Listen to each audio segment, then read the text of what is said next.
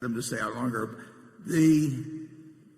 As you say, it makes sense to have the reinsurance operation under Ajit. Ajit's ability to handle more and more things in insurance. He oversees a company called Guard, which most of you have never heard of, and we bought it a few years ago, and it's doing terrifically. It's based in Wilkes-Barre, Pennsylvania, but it's doing a great job with small business policies, primarily workers' comp, around the country, and it's flourished, being put under Ajit.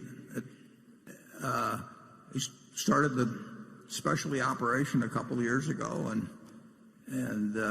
under Peter, that is going gangbusters. And I have found, and this is interesting, but it's true, I have found with really able people, they can handle so much. I mean, they almost, well, just take Kerry Sol with it. Put this meeting together. If you have some preconceived notion that an annual meeting that's going to have 40,000 people therefore needs, to spend millions of dollars with all kinds of organizational planning and meetings and meetings and meetings, but really able people, my assistant Debbie Bosanic, she can do anything. So there's just no limit to what talented people can accomplish. And if I had something else in insurance tomorrow that needed doing, I'd probably call Ajit on that too. So it has no, in terms of my succession, that's something. We'll have a board meeting on Monday, but we'll talk about it as we always do at every meeting. And when we haven't, our thoughts are as one on that, and everybody knows why it makes the most sense. But 5 years from now, something different could make sense. Well, that's one reason for not announcing any names. I mean, who knows what happens in terms of the time when it happens, or what happens to the person involved. Maybe their situation changes. So it's not there are no tea leaves to read in the fact that Ajit is supervising Gen Re from this point forward. Charlie? Well, and there's an obverse side of that. Not only can the able people usually do a lot more, but the unable people, by and large, you can't fix. So I think you're forced to use our system if you have your wits about you. And we don't feel the need to follow any kind of organizational common view as to, you do this and you have only so many people can report to you or any of the sort of thing. Berkshire, every decision that comes up, we just try and figure out the most logical thing to do at that time. But we don't have some grand design in mind of like an army organizational charter or something of the sort, and we never will. So. Warren and I once reached a decision we wouldn't pay more than X dollars for something. And the man who was subordinate to both of us who was working on it just said, "You guys are out of your minds. This is really stupid. This is a quality operation. You ought to pay up for it." We just looked at one another and did it his way. We don't pay any attention to titles or anything. He was right, too. He was right, yeah, of course. Okay. I'm sorry. If a charwoman gave us a good idea, we'd accept it cheerfully. Actually, one time the woman that does clean my office came in, and I think she'd been kind of wondering what I did, based on. And I'd see her frequently, and her name was Ruby. And finally one day, she decided to really get to the heart of the matter. And she said, "Mr. Buffett, do you ever get any good horses?" Apparently thought this is where I was really making my money, was at the track. Okay, station one. Yeah. Hello, Mr. Buffett. Hello, Mr. Buffett. Hi. Mr. Munger. Nirav Patel, Haverhill, Massachusetts. Thank you for taking my question. With Berkshire Hathaway being so well managed, why doesn't it have a highest credit bond rating? Let me take that one. Okay. The rating agencies are wrong.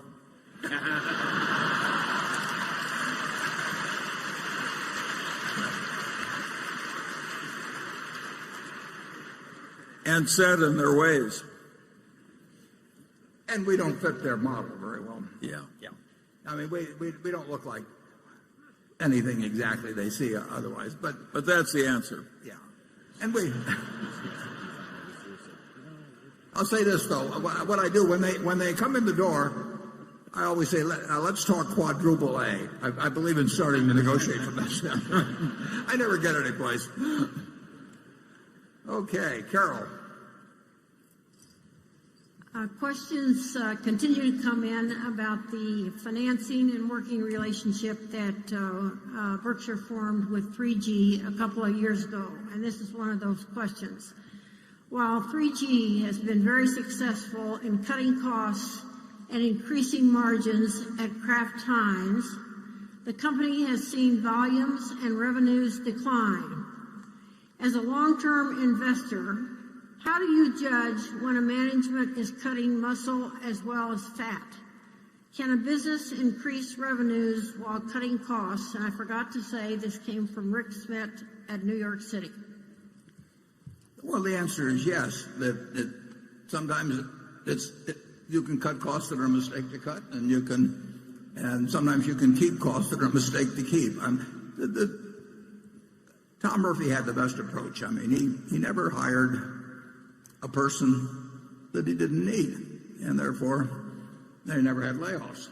And you might say that at headquarters at Berkshire, we followed a similar approach. We don't take on anybody. Now, I think it is totally crazy when companies are now if you're in a cyclical business, you may have to cut a workforce because there aren't as many carloads of freight moving or something like that, so you cut back on crane crews and all that. But the idea that you give up your staff, whatever it may be, economists or something like that, because business has slowed down. If you don't need them now, you didn't need them in the first place. You know, I mean, the people that are there just because somebody started a department and they hired more people and so on. I would argue that, since we've forgotten to insult this group so far, I would suggest that happens in investor relations departments, perhaps, or something of the sort. That, you know, you get a department going and they're always going to want to expand. The ideal method is not to do it in the first place, but there are all kinds of American companies that are loaded with people that aren't really doing anything or are doing the wrong thing. And if you cut that out, it should not really have any significant effect on volume. On the other hand, if you cut out the wrong things, you could have a big effect. I mean, it can be done in a dumb way or a smart way. My impression from everything I've seen, and I've seen a fair amount so far, is that 3G, in terms of the cost cuts that they've made, have been extremely intelligent about it and have not done things that will cut volume. It is true that in the packaged goods industry, volume trends for everybody, whether they're fat or lean in their operation, volume trends are not good. And the test will be over time, 3-5 years, are the operations which have had their costs cut, do they do poorer in terms of volume than the ones that, in my judgment, look very fat? So far, I see no evidence of that whatsoever. I do think at Kraft Heinz, for example, we've got certain lines that will decline in volume. I think we've got certain lines that will increase. But I think overall, the packaged goods industry is not going to go anyplace in terms of physical volume, and it may decline just a bit. I've never seen anybody run anything more sensibly than 3G has in terms of taking over operations where costs were unnecessarily high and getting those costs under control in a hurry. And the volume question we'll look at as we go along. But believe me, I look at those figures every month, and I look at everybody else's figures every month. And I'm always looking for any signs of underperformance because of any decisions made, and I've seen none. Charlie? Yeah, and sometimes when you reduce volume, it's very intelligent because you're losing money on the volume you're discarding. It's quite common for a business not only to have more employees than it needs, but it sometimes has 2 or 3 customers that would be better off without. And so it's hard to judge from outside whether things are good or bad just because volume is going up or down a little. Generally speaking, I think the leanly staffed companies do better at everything than the ones that are overstaffed. I think overstaffing is like getting to weigh 400 pounds when you're a normal person. It's not a plus. Yeah, sloppy thinking in one area probably indicates there may well be sloppy thinking elsewhere. And I have been a director of 19 public corporations, and I've seen some very sloppy operations, and I've seen a few really outstanding business operators, and there's a huge difference. If you have a wonderful business, you can get away with being sloppy. We could be wasting $1 billion a year at Berkshire, be $650 million after tax. That'd be 4% of earnings, and maybe you wouldn't notice it.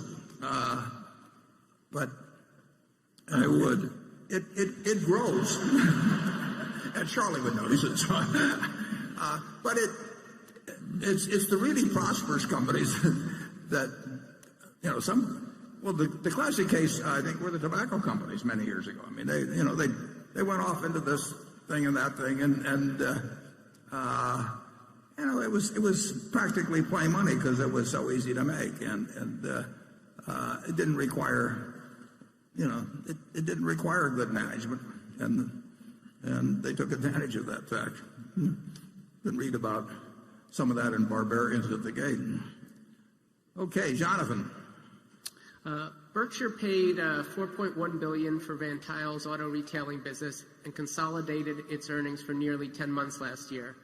Given prevailing acquisition multiples in the industry and margins, and the record level of retail auto sales, it seems that the acquisition should have contributed more to Berkshire's bottom line in 2015 than it seemed to, although it's hard to tell for sure since its results were lumped in with those of the German motorcycle apparel acquisition, which was only owned for a part of the year also. I understand that the tax-deductible intangibles reduce the effective purchase price of Van Tile, but I still wonder whether there were any one-time charges or whether profits from insurance and finance operations could have been reported somewhere other than in the retail segment. Yeah. I imagine Berkshire is earning a better return on the acquisition than is so far apparent, but I wonder if you could explain the difference between the likely economics of the deal and what I infer from the annual report figures. Yeah, well, you're right about it. It is better than it looks.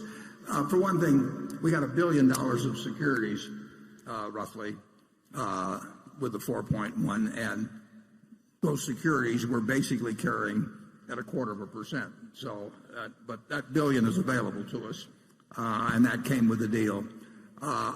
There are some very significant acquisition accounting charges that will continue for a couple of years, and that I'm happy to have taken that way. The economics of Van Tile, I would say, have worked out almost exactly as I would. If you had me a year ago lay out a projection, I don't do it, but if I had, it would look very much like things have turned out. And Jeff Rocker, who runs that operation, really fits the Berkshire mold. I mean, we've got a first-class CEO there. But take $1 billion off the purchase prices for openers, and then there are some amortization charges of items that are allowable that make you correctly see a fairly low figure against what it appears the acquisition price was. So far, it's exactly on schedule, and the schedule was perfectly satisfactory. Okay, station 2. We haven't, incidentally, we haven't had much luck so far in acquiring other auto dealerships based on the same metrics that we bought Van Tuyl, and I think to a small degree that's because people think we paid more for Van Tuyl than we did. They're not seeing certain factors in it, so they think we paid X, and therefore they're entitled to X, and we didn't pay X, so we haven't made. We've bought very little so far. I hope that changes in the future, but we're not going to change. We're not going to change our metrics in terms of how we value auto dealerships. Okay, station 2. Good afternoon, Mr. Buffett and Mr. Munger. I'm John Gorey from Iowa City, Iowa. When interest rates go from zero to negative in a country, how does that change the way that you value a company or a stock? Do you choose a high valuation because the discount rate is low? Or on the other hand, do you choose a low valuation because the cash flow is likely to be poor? Well, going from, which we haven't done in this country yet, but going from 0 to -0.5 is really no different than going from 4 to 3.5. I mean, it has a different feel to it. Obviously, if you have to pay a half a point to somebody, but if you have your yield or your base rate reduced by half a point, it's of some significance, but it isn't dramatic. What's dramatic is interest rates being where they are generally. I mean, whether it's 0, plus a quarter, minus a quarter, plus a half, minus a half, we are dealing with a situation of essentially very close to zero interest rates, and we have been for a long time and longer than I would have anticipated. The nature of it is that you'll pay more for a business when interest rates are zero than if they were like 15% when Volcker was around, and you can take that up and down the line. I mean, we don't get too exact about it because it isn't that exact a science, but very cheap money makes me pay a little more for businesses than when money was at what we previously thought was normal rates, and very tight money would cause me to pay somewhat less. I mean, we had a rule for 2,600 years that Aesop lived around 600 BC, but he didn't happen to know it was BC, but, you can't know everything. And it was that a bird in the hand is worth 2 in the bush, but a bird in the hand now is worth about 9/10 of a bird in the bush in Europe, because it depends on how far out the bush is, but it keeps getting worth less as you go along. So these are very unusual times that way. And if you ask me whether I paid a little more for precision cash parts because interest rates were around zero than if they'd been 6%, the answer is yes. I try not to pay too much more, but it has an effect. If interest rates continue at this rate for a long time, if people ever really start thinking something close to this is normal, that will have an enormous effect on asset values. It already has some effect. Charlie? Yeah, but I don't think anybody really knows much about negative interest rates. We never had them before. And we never had periods of stasis like 20, except for the Great Depression. We didn't have things like happened in Japan. Great modern nation playing all the monetary tricks, Keynesian tricks, stimulus tricks, and mired in stasis for 25 years. And none of the great economists who studied this stuff and taught it to our children understand it either. So we just do the best we can. And they still don't understand it. No. And our advantage is that we know we don't understand it. It's interesting though. I mean, we are, it makes for an interesting movie. And it does modestly affect what we pay for businesses. I don't think anybody expected it to last this long, do you, Charlie? Virtually? I don't think everybody, if you're not confused, you haven't thought about it correctly. Yeah. I thought about it correctly then. Becky? Warren, in the past, you've talked about Geico working with IBM's Watson. Yeah. And this shareholder, Guillermo Bermudez, writes in and wants to know, would IBM be able to offer insurance industry competitors of Geico the solutions developed with Geico help and expense? I would think that there would be confidentiality provisions to protect Geico because inasmuch as Geico educates IBM as to insurance issues, Geico could be at jeopardy of competitors gaining or equaling its advantage if they purchase solutions jointly developed by Geico and IBM. Yeah, I would say the answer to that is that both parties have thought about that matter and very intensively and extensively, and neither would be in a position to talk about it. I don't like to not answer any question, but there's some things that it doesn't pay to answer. Am I right, Charlie? Yes, of course you're right. I like that. Cliff? You've long stressed the importance of taking a long-term view when investing, and over the decades, your substantial returns in American Express seem to support your point. Now, you've talked in the past about the ability of American Express to reinvent itself over time, but today it seems to be a company that doesn't have alternative businesses, and its brand doesn't seem to have the same cachet as it once did. Shouldn't a prudent investor, shouldn't Berkshire periodically reassess its reasons for owning an investment? Well, we reassess our reasons for owning all investments on almost a continuous basis, and both Charlie and I do that, and we're usually in a general range of agreement, but sometimes we are a fair distance apart, perhaps. There's no question that payments are an area of intense interest to a lot of very smart people who've got a lot of resources and rapid change. Yeah, and rapid change, and it will change. And I personally feel okay about American Express. And I'm happy to own it. I think, but their position, and it has been under attack for decades, more intensively lately, and it will continue to be under attack. I mean, it's too big a business, and it's too interesting a business, and it could be too attractive a business for people to ignore it. And it plays to the talents of some very smart people. I mean, it's a natural that a great many organizations that are really quite able think about it, and it's big. So a lot of great businesses aren't quite so great as they used to be.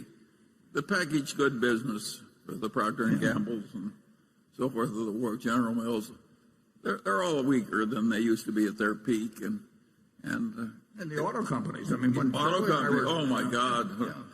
When I think of the power of General Motors when I was young, and what happened, they wiped out all the shareholders. I would no more have predicted that. When I was young, General Motors loomed over the economy like a colossus. It looked totally invincible. Torrents of cash, torrents of everything.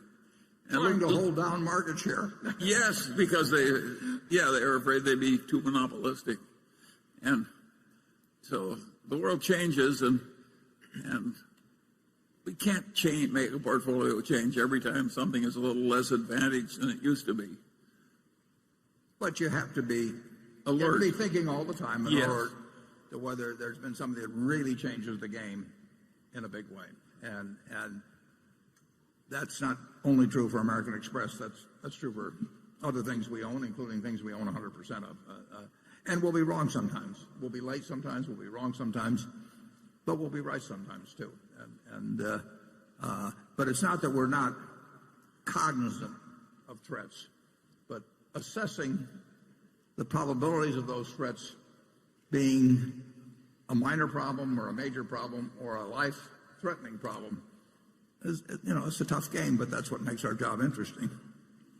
I think anybody in payments probably who's an established long-time player with an old method has more danger than used to exist. It's just there's more fluidity in it. Okay, station 3. Hi, Mr. Buffett. Hi. Hi, Mr. Munger. I'm from Flagstaff, Arizona. My name is Mick Kelly. My family runs some cattle ranches down in Arizona, and that's kind of what my question pertains to. I'm curious on your thoughts as it relates to the expanding global population, and investing in cattle. And if you think it's wise, thank you. Charlie? I think it's one of the worst business I can imagine for somebody like us. There's nothing personal about this. Yeah. Not only is it a bad business, we have no aptitude for it. Some people have done well in it, Charlie. Boy, yeah, they have one good year every 20 years or something. I know you guys like steak. Very much. But not owning cattle. Yeah. No, it actually, I know a few people that have done reasonably well in cattle, but they usually own banks on the side or something. But I wish you the best in it. Yeah. And I'm in Kiewit Plaza if you want to send anything along. Somebody has to occupy the tough niches in the economy. We need you. Yeah, thank you. Thank you. Yeah.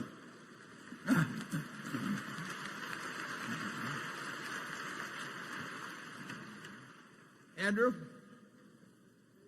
Warren and Charlie. Well, the first part's for Charlie, the second part's for Warren. Charlie, you clearly understand the power of incentives. How do you apply this at Berkshire when designing compensation formula? Without naming names or dollar amounts, please illustrate for us with examples of a couple of examples of how Berkshire's operating managers get paid for performance in different industries. The second part is for Warren, which is you once said you'd write about how we should compensate the next Berkshire CEO. Can you describe exactly how we should do it now? Well, I wouldn't worry about the next CEO. But when it comes to the system, our incentive systems are different. And what they try and adapt to is the reality of each situation. And the basic rule on incentives is you get what you reward for. So if you have a dumb incentive system, you get dumb outcomes. And one of our really interesting incentive systems is at Geico. And I'll let Warren explain it to you because we don't have a normal profits type incentive for the people at Geico. Warren, tell them because it's really interesting. Yeah, well, at Geico, we have two variables, and they apply to well over 20,000 people. I think you have to be there a year, but beyond that point, anybody's been there a year or more, and I could be wrong on the exact period, is subject and understands that these two variables will determine bonus compensation. And as you go up the ladder, it has a multiplier effect. It's still the same two variables, but it gets to be larger and larger in terms of bonus compensation as a percentage of your base. But it's always significant.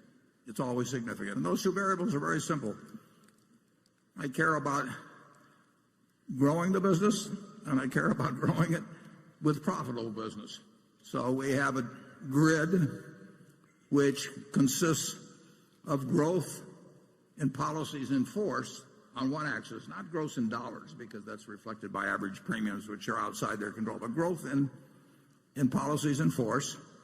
And then on the other grid, we have the profitability of seasoned business. It costs a lot of money to put business on the books. I mean, we spend a lot of money on advertising and all of that. So the first year, any business we put on the books is going to reduce profit significantly. And I don't want people to be worried about the profit if it's going that might be impaired by growing the business fast. So profit of seasoned business, growth of policies in force. Very simple. We've used it since 1995. We put a tiny little tweak or two in for new businesses or something. But it's overwhelmingly a simple system. Everybody understands it. In February or so, it's a big day when the two variables are announced and people figure out how they come out on it. And it totally aligns the goals of the organization in terms of compensation with the goals of the owner. And that's a simple one. The interesting thing about it's simple, but other people might reward something like just profits. And so the people don't take on new business that should take it on because it hurts profits. So you got to think these things through. And of course, Warren's good at that. And so is Tony nicely. Yeah. And just thinking about, somebody comes and says, well, you reward profits. You don't want to reward profits. Alone, it'd be the dumbest thing you could do. You just quit advertising and, start shrinking the business a little. And like I say, that people there know that the very top person is getting paid based on those same two variables, so that they don't think that the guys at the top have got a cushy deal compared to them and all of that. It's just a very logical system. The interesting thing, and I'll get to your second thing and then the second question in a minute, but the interesting thing is that if we brought in a compensation consultant, they would start coming up with plans that would be designed for all of Berkshire and get us all pulling together. Or maybe an undertaking parlor. Yeah.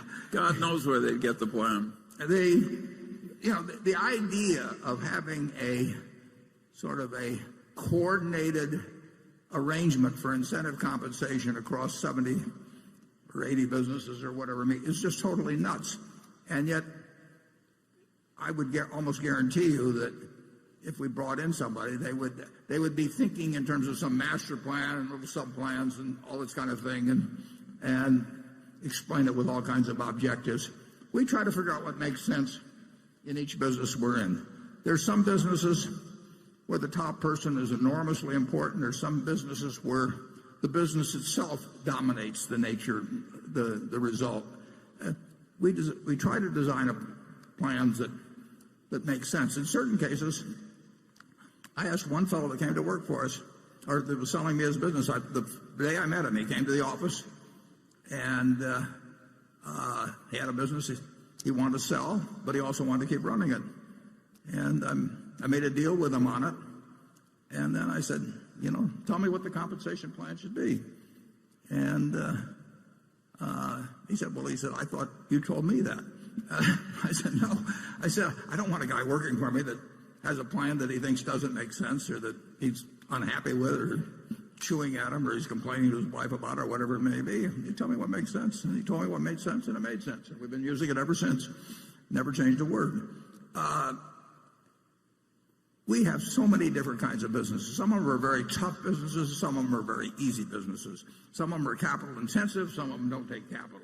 You just go up and down the line, and to think that you'll have a simple formula that can be sort of stamped out for the whole place, and then with some overall stuff for corporate results on top of it, you'd be wasting a lot of money and you'd be misdirecting incentives. So we think it through one at a time, and it seems to work out pretty well.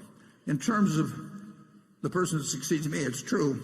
I have sent a memo in fact, I sent 2 memos to the board with some thoughts on that. Maybe I'll send a third one, but I don't think it would be wise to disclose exactly what's in those letters. But it's the same principle as I've just gotten through describing. And he wanted more bad examples. A lot of the bad examples of incentives come from banking and investment banking. And if you reward somebody with some share of the profits, and the profits are being reported using accounting practices that cause profits to exist on paper that are not really happening in terms of underlying economics, then people are doing the wrong thing, and it's endangering the bank and hurting the country and everything else. And that was a major part of the cause of the great financial crisis, is that the banks were reporting a lot of income they weren't making, and the investment banks were too. The accounting allowed for a long time a lender to use his bad debt provision his previous historical loss rate. So an idiot could make a lot of money by just making way gamier loans at high interest and accruing a lot of interest and saying, I'm not going to lose any more money on these because I didn't lose money on different loans in the past. That was insane for the accountants to allow that. And literally insane. That's not too strong a word. And yet nobody's ashamed of it. I've never met an accountant that's ashamed of it. Another thing that possibilities. When you get the very greedy chief executive and who wants an enormous payoff for himself, and to justify it, designs a pyramid so that a whole bunch of other people down the line get overpaid in some relation, or get paid in relation to something they have no control over, just so it doesn't look like he's all by himself in terms of that fantastic payoff he's arranged for himself. There's a lot of misbehavior. We saw it. You saw it in pricing of stock options. I mean, people that, I literally would hear conversations in a boardroom where they hoped they were issuing the options, at a terribly low price. Well, if you get people interested in having options issued at a terribly low price, they may even occasionally do something that might cause that. And it's certainly, what can be dumber than a company looking for a way to issue shares at the lowest price? But compensation isn't as complicated as the world will like to make it, but if you were a consultant, you'd want to make people think it's very complicated, and that only you could solve this terrible problem for them that they couldn't solve. We want it simple and right, and we don't want it to reward what we don't want. If you have those of you with children, just imagine how your household would work if you constantly rewarded every child for the bad behavior. The house would be ungovernable in short order. Okay, Greg. During the past several years, Burlington Northern has spent more than just about every railroad on capital expenditures. While the company reduced its CapEx budget from $5.7 billion during 2015 to $4.3 billion this year, it still represents around 20% of annual revenue, which we believe is at least a bare minimum for most railroads to continue to invest indefinitely. Other than maintenance CapEx, which is likely to account for around 60% of that total, what do you believe are the most likely additional investment opportunities for BNSF, realizing that the secular decline in coal, which has accelerated of late, and the complicated nature of crude oil shipments, where BNSF has already invested heavily the past few years, are likely to push it more towards other parts of the business? Now, as I mentioned in the annual report, in the case of all railroads, merely spending their depreciation expense will not keep them in the same place. So depreciation is an inadequate measure of the actual steady state capital expenditure needs of a railroad, even in these fairly non-inflationary ways. And that's an important consideration in buying the business. We knew that going in, and it's been reinforced since. We spent a lot of money in 2015 because we had a lot of problems to correct, and that was when we spent the $5.7 billion. I would say that the true maintenance CapEx, if you're looking at $4.3 billion, is higher than 60% of that number when you really evaluate keeping the railroad in competitive shape to do just the same volume as it would be doing the year before. So there is an additional expense at BNSF that is not reflected in the figures. We also have a lot of intangible expenses at some other businesses that aren't real expenses. I mean, overall, I think that Berkshire's figures actually are on the conservative side in relation to real economic earnings, but that's not true at any railroad. They've also had something called positive train control, which amounts to a lot of money for the industry. I think we may be a little further along than most of them in paying for that, but that's $200 or $300 million a year, and maybe, I don't know whether it'd be close to $2 billion or something like that in aggregate. So it is a very capital-intensive business. We run at the BNSF, we run far more gross and revenue ton miles than any other railroad in North America, and that has obviously is a factor on capital expenditures. But I would say that it's very likely that we will spend more than depreciation, unfortunately quite a bit more than depreciation, to stay in the same place for a long, long time, as will other railroads.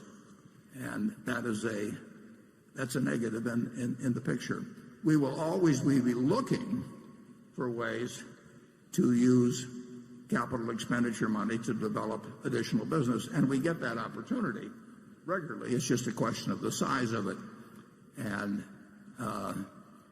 we did a lot of that in the Bakken, and we reckon we got benefits from it. We're not getting benefits as much as we thought we would at this point when the price of oil has fallen off. But that was a very sensible capital expenditure, and I hope we get the opportunity to do more. What's happening in coal with the decline, I mean, that doesn't really have anything to do with our overall capital expenditure budget, except we won't be spending a whole lot of money to expand in that arena. Does that answer your question okay? No, I was just thinking maybe with intermodal as well, if that's a longer term opportunity to invest more heavily there. Well, we're always open to it, but we would want, you have to see a fair amount of revenue coming from. We had a proposition very recently, which we worked on for many, many years, in terms of making the port at Long Beach considerably more efficient, and we spent a lot of money on that and spent a lot of time, and we would have spent a lot more money, a whole lot more money, if it had been approved. And recently, the court came out with a decision that was negative on it, and whether that kills the chance to do that or we look someplace else, we'll have to look at the situation. Our competitors there pretend to be environmentalists. It's a common practice now. Yeah, in any event, we thought we had something that made a lot of sense for both the area and for the transportation system of the country, but we were trying to do the right thing, and so far we've lost. But we're still willing to spend a lot of money. Yeah. If we can find things that make the railroad more efficient or make it larger. I mean, either way. Okay, section 4. Good afternoon, Mr. Buffett and Mr. Munger. My name is Marcus Douglas. I'm an investment advisor from Houston, Texas. Where I'm from, there are a lot of people losing their jobs, mostly due to the sharp decline of crude oil prices. My question pertains to the overall state of the union, more so than my dear city. Keeping in mind that crude oil is primarily bought and sold in American dollars, do either of you believe the major fluctuations in the supply of crude oil influence the future monetary policy decisions? Sorry. Well, that's yours, Charlie. Well, my answer would be not much. Yeah, it's an important industry, obviously, and the decline in the price of oil has had a lot of effects. Very good for the consumer, hundreds of millions of consumers, and very bad for certain of the businesses, like the one we bought in Lubrizol, and some others to a degree. Net, it should be good for the United States overall to have low prices for oil. We're a net oil importer. I mean, just like it's good for the United States to have low prices for bananas. We're a banana importer. Anything we net buy is a plus when prices fall. But the oil is big enough and extends into so many areas that it also hurts plenty when the price of oil falls, and it particularly hurts capital values. So the consumer gets the benefit when he or she goes to the filling station, every 2 or 3 weeks or something like that, and it comes in relatively small increments. The capital value contraction, which is huge if you project out lower price oil for a while, hits immediately. I mean, an oil field that was worth X may be worth half X or a third of X or no X overnight. And so there are certain big factors. Well, in terms of our chemical operation, people just stop ordering. So you have this big impact on capital values immediately, and you have the benefits move in over time. But net, the United States is better off, and Saudi Arabia is worse off when prices of oil are lower. Oil is a big part of the economy, but our economy has continued to make progress overall during the oil price decline. But obviously, given regions suffer disproportionately, just was like they boomed. They got a real boom during the period when it was at $100 and when fracking came in big time. Charlie? Well, I think that will do it for this subject. Okay, Carol. Thank you. The question is from Larry Lebowitz of Boston. The year-end balance sheet for our manufacturing, service, and retailing operations shows total current assets of $28.6 billion, of which cash and equivalents are $6.8 billion. Meanwhile, total current liabilities are $12.7 billion, implying net working capital of $15.9 billion. It has become increasingly common for companies like Apple and Dell to finance their business via their suppliers, in some cases with negative working capital. Why is it necessary for these Berkshire businesses to have so much working capital, particularly so much cash?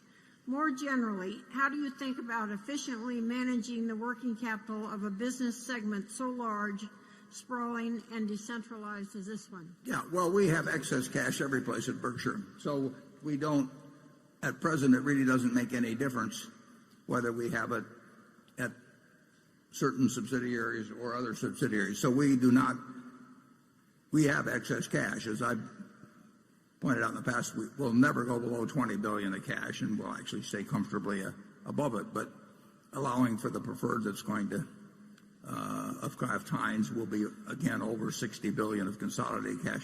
We don't really worry much about what pocket it's in. It's not making anything anyway at these levels. Now, if rates move higher, we've actually got the mechanics in process to do sweep accounts and that sort of thing. So I would pay no attention to the particular cash that's being held in that category there. The cash in Berkshire Hathaway Energy, the cash in the railroad, we have independent levels that we don't guarantee their debt, and they run with ample cash, and we would not look at sweeping that down to a minimum. But if you talk about 40 or 50 of our miscellaneous subsidiaries, we will go to a sweep account when rates get where it really makes any difference to do it. But right now, when you're getting zero, it doesn't really make much difference where you get zero. So I think the fellows overanalyzed it a little bit, but I understand why he did it.